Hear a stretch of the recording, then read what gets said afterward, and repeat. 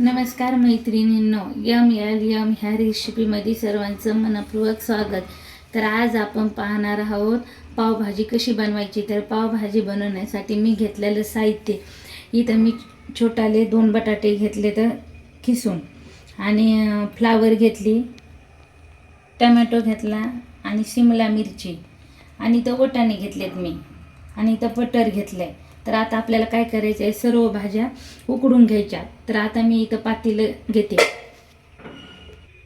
तर आता आपल्याला हे सर्व भाज्या कुकरमध्ये टाकून घ्यायच्या. तर मी इथं सगळ्या भाज्या टाकून घेते.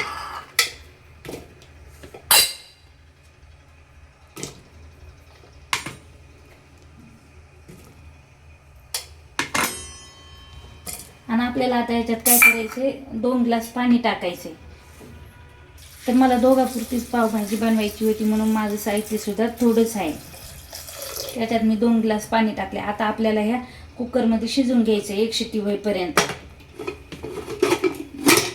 तर आपल्याला त्याच्यामध्ये ना थोडंसं मीठ टाकून घ्यायचं आहे, आणि नंतर कुकरला झाकण लावून 10 मिनिट असं ठेवायचं. तर आता आपल्याला इथे गॅस बंद करून घ्यायचा आहे, आणि आता हे कुकर खाली घेऊन आपल्याला सर्व भाज्या शिजल्या का बघा.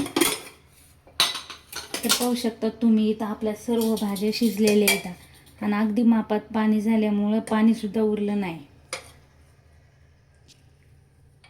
आता हे छान आपल्याला मिक्स करून घ्यायचं आहे. तर हे आधी आपण एका पातेल्यात काढून घेऊ. तर आता आपल्याला इथे बारीक करून घ्यायचे, आणि काय करायचे, हे मिक्सरमधून सुद्धा आपण बारीक करू शकतो, पण आता मी इथे ना हातानेच बारीक करणार आहे. आणि शिजल्यामुळे याला काही जास्त वेळ लागणार नाही. आता हे लगेच बारीक होईल.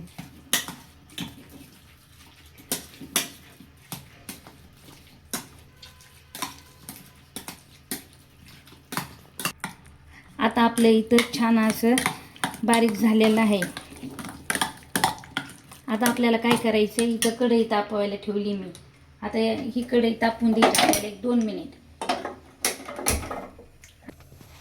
तर आता आपल्याला इथं 1 पळी तेल टाकून घ्यायचं आहे, आणि पावभाजीला काय जास्त तेल लागत नाही. अजून 1 टाकायची. आता आपल्याला तेल तापून द्यायचे.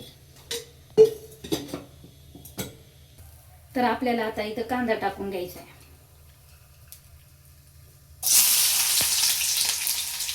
इथं मी 1 कांदा चिरून घेतलेला आहे बारीक, आणि हा कांदा आता लाल होईपर्यंत आपल्याला चांगला परतून घ्यायचा.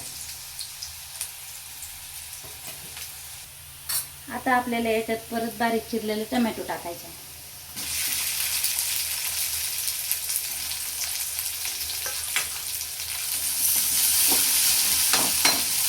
हे छान असं आपल्याला आता दोन्ही मिळून परतून घ्यायचे चांगलं.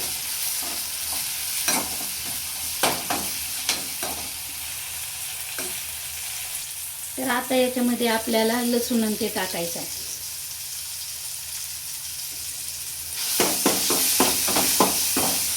आणि याला काय करायचं, आपल्याला थोडंसं असं चमच्याने बारीक करून घ्यायचं.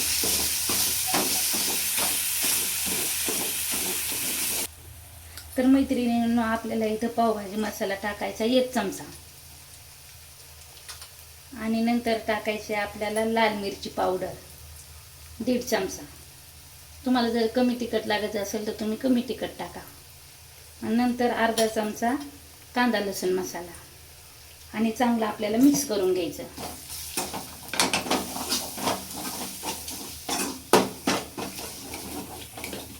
तर आपण काय करू, हे याच्यामध्ये ना अर्धा चमचा आपण हे सगळं मिक्स घेतलेलं हे टाकून देऊ थोडंसं. तुम्ही याच्यात पाणीसुद्धा वापरू शकता थोडंसं,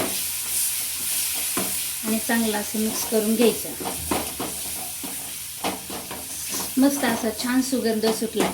आता आपल्याला हे काय करायचे, सगळं मटेरियल याच्यामध्ये टाकून द्यायचे.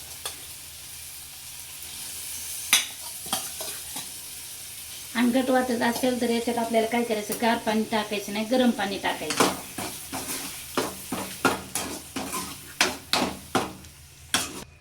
तर आपली भाजी थोडीशी घट झाली होती, तर मी इथं काय केलं, अर्ध वाटी गरम करून पाणी टाकले. तर आता आपल्याला काय करायचं, याच्यामध्ये चवीपुरतं मीठ टाकायचे. तर छान अशी मस्त आपली भाजी तयार झालेली आहे. आता आपण ही भाजी खाली घेऊ. बघू शकता तुम्ही किती छान भाजी झालेली आहे. आणि तुम्हाला जर घट भाजी लागत असेल तर तुम्ही घट करा. आता आपल्याला पाव भाजून घ्यायचे. तर माझ्याकडे पाव भाजण्यासाठी तवा नाही पावाचा, त्याच्यामुळे मी आपला हा साधा तवा घेतलेला आहे. आता आपल्याला याच्यामध्ये बटर सोडायचे.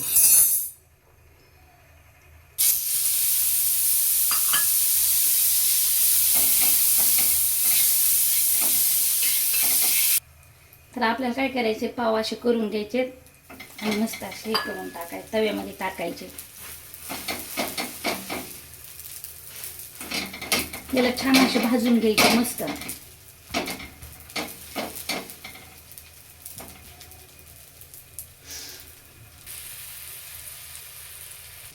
आता हे दोन्ही अंगाला आपल्याला भाजून घ्यायचे. आता आपण याला पलटून घेऊ असं. तर मैत्रिणींनो, आपली इथं सर्व पावभाजी तयार झालेली आहे आणि एकदम अशी छान आणि चविष्ट पावभाजी बनलेली आहे. तर तुम्ही बघू शकता.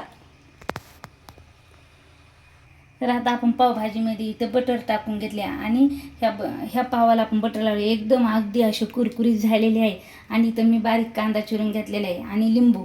तर लिंबू टाकल्यामुळे भाजीला एकदम चव येते आणि छान लागते खायला. तर मस्त अशी तुम्ही पावसाळ्याचे दिवस आहे तर तुम्ही अशी घरी बनवून मस्त अशी पावभाजीचा आनंद घ्या. तर असेच नवनवीन पदार्थ शिकण्यासाठी आपल्या चॅनलला लाईक, सबस्क्राईब आणि शेअर करायला विसरू नका.